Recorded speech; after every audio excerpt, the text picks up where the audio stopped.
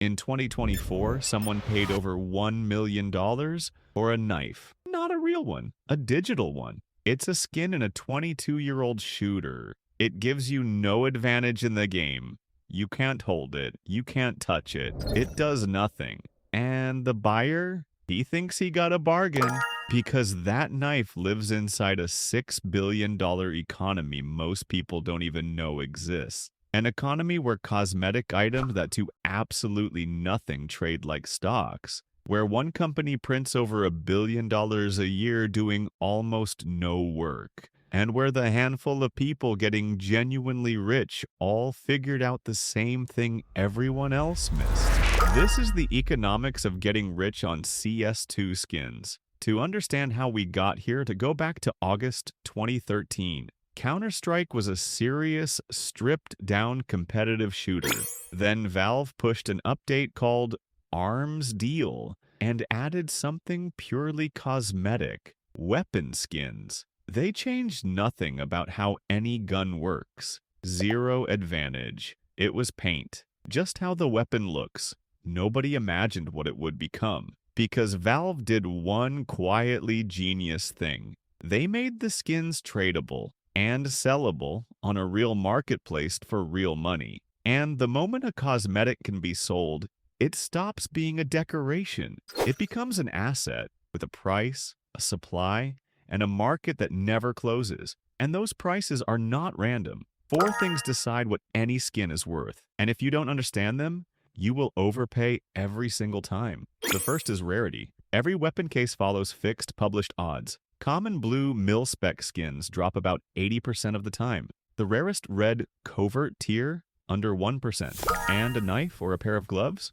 0.26%. 1 in 385. The second factor is wear. Every single skin has a hidden number called a float, from 0 to 1, that decides how scratched and worn it looks. A pristine factory-new version can be worth 10 times a beat-up, battle-scarred copy of the exact same skin. And the extremes, the lowest floats in existence, sell for fortunes on their own. The third factor is pattern. The texture on each skin is randomized by a seed number. On the famous AK-47 case hardened, most look ordinary, yeah, but a rare blue dominant pattern, a so-called blue gem, can be worth 100 times a normal one. People hunt specific seed numbers like treasure. The fourth factor is the one that mints legends: scarcity. Some items were released once and never again. There's a sticker, a single I Buy Power Hollow from the Katowice 2014 tournament, that now sells for around $58,000. For a sticker, hold on to that one. The reason it costs as much as a car is a story we'll come back to, and it's darker than you'd think. Multiply those 4 factors across millions of items and thousands of skins, and you no longer have a game feature. You have a market. By October 2025, the total value of all CS2 skins passed $6 billion for the first time in history. Annual trading volume, over $4 billion. The average turnover runs more than $5 million every single day. That is a bigger daily volume than some entire cryptocurrencies. It rivals the global market for physical collectible cards. Analysts now openly call CS2 skins an alternative asset class, and it has survived everything thrown at it. Even in 2023, when Valve deleted the old game entirely and replaced it with Counter-Strike 2, every skin players owned carried straight over. Billions in value, migrated overnight. The market didn't even blink, so a cosmetic that does nothing became a $6 billion market. Fine, but here's the question that actually matters. The one nobody stops to ask: who is really making the money? Because it is not who you would guess. And once you see the machine underneath, you can't unsee it. It starts with the most innocent-looking object in the entire game: a box. You earn cases for free just by playing, but a case is locked. To open it, you need a key, and a key costs about $2.50 every single time. That is the whole trick. You are not buying an item. You are buying a spin of a slot machine, and the odds belong to the house, not to you. Remember that knife? 0.26%. 1 in 385. Want a stat track version, the kind that counts your kills right there on the blade? Multiply by another 10%, 0.026, 1 in 3,850. And if you want one specific knife with one specific finish, you would open, on average, around 12,000 cases to get it. That is roughly $40,000 spent chasing a single item. For years, Valve didn't even tell players these odds existed. They only published them in 2017, and only because the government of China legally forced them to. But here's the part that makes Valve untouchable. They don't actually need you to open cases at all, because on every single sale on their marketplace, millions of transactions a day, Valve automatically takes a 15% cut. Add the keys, add the fees, and in 2025 alone, Counter-Strike earned Valve over $1 billion from a game that is more than a decade old. Sit with that. The players take 100% as the gambling risk. Valve takes a guaranteed, risk-free slice of every transaction forever. The house doesn't gamble. The house owns the table. And the case openings were only the beginning. Because wherever you combine randomness with real money, one thing always grows next to it: gambling. An entire underground casino industry grew on top of these skins. Roulette, crash, coin flips, jackpots, using skins as chips. By 2016, these sites were estimated to be handling around $5 billion in skins. A huge share of it fueled by teenagers who never really understood they were betting real money. And then came the scandal that ripped the mask off. Two enormous YouTubers, T. Martine and Syndicate, posted hyped videos of themselves winning thousands on a site called CSGO Lotto. What they never told their young audience was that they secretly owned that website. They were promoting their own casino to children while pretending to be lucky players. The FTC eventually stepped in. Its first case ever against individual social media influencers. The punishment? No fine. Just a promise not to do it again. Now, remember that $58,000 sticker? Here's why it costs that much. Back at the Katowice tournament in 2014, a team called iBuyPower was one of the best in the world. Shortly after, they were caught deliberately throwing a match and betting against themselves to profit from it.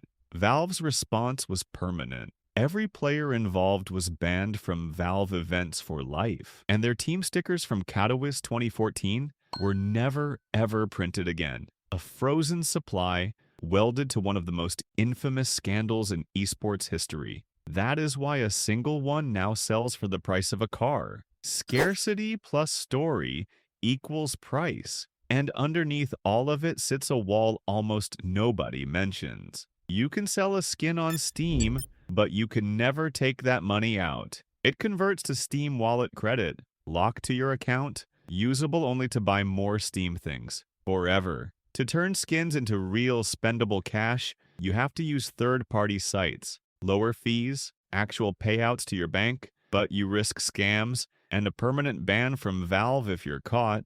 Governments have started noticing too. Belgium ruled these paid cases were gambling and banned them outright, forcing Valve to switch them off of the country entirely. So let's be honest with ourselves. The house always wins. The odds are brutal. You can't even cash out cleanly.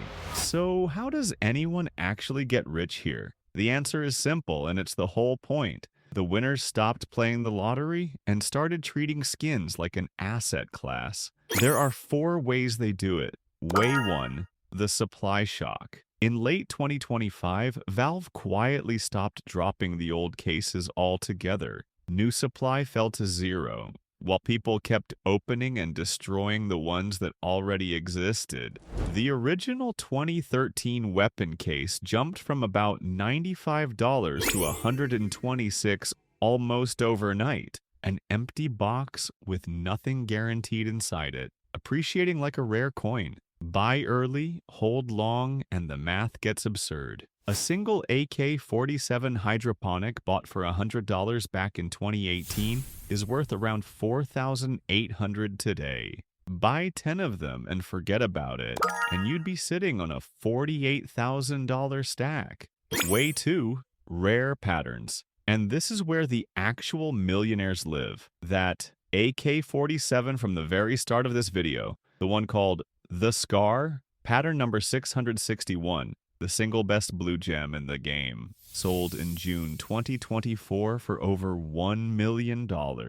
One of one. A karambit knife with the perfect blue gem pattern has reportedly drawn offers north of $2 million, and the owner keeps saying no. Then there's the AWP Dragon lore, the game's holy grail, layered with rare tournament stickers. One changed hands for around $265,000. At this level, these aren't skins anymore. They are trophies, priced higher than houses. Way 3, Frozen Supply, the collector's play. Those Catalyst 2014 stickers we talked about can never be created again, so demand only moves one direction. One iBuyPower Hollow runs around 58,000. The streamer OwnPixel owns 51 of them, worth roughly $245,000 in stickers alone. Way 4. Flipping. The quiet, boring daily grind. Buying underpriced floats and patterns and selling them a little higher, over and over and over. Unglamorous. And it's how most of the consistent, real money is actually made. The very top of this pyramid is staggering. One collector known as ST4CK holds the most valuable public inventory in the entire game.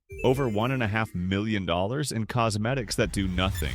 But here's the twist, the one that reframes this entire thing. On October 23, 2025, Valve changed a single rule. Players could now trade 5 red skins upward for a guaranteed knife. One rule. And within days, the market lost somewhere between $2 and $3 billion, around 28% of its entire value, as that new supply flooded in. Collectors called it a rug pull, and they had no one to call, because there is no regulator here, no SEC, no refunds, no appeals process. This is a multi-billion-dollar financial market where one private company writes and rewrites every rule whenever it wants, with zero warning. So who really gets rich? Valve, printing over $1 billion a year completely risk-free. And the early whales, the ones who treated this as a serious asset class years before everyone else, and got out at the top. The house and the sharks. Almost never the kid opening a case at $250 a spin. And here's the strangest part of all of it. The skins still do nothing. They can't be held. They can't be spent outside the system. They just sit in a digital inventory, glowing. But that was never the point. You're not buying a weapon. You're buying a position in the strangest stock market on Earth, one run by the very same company that also owns the casino. If this rewired the way you see the word cosmetic, you already know what to do.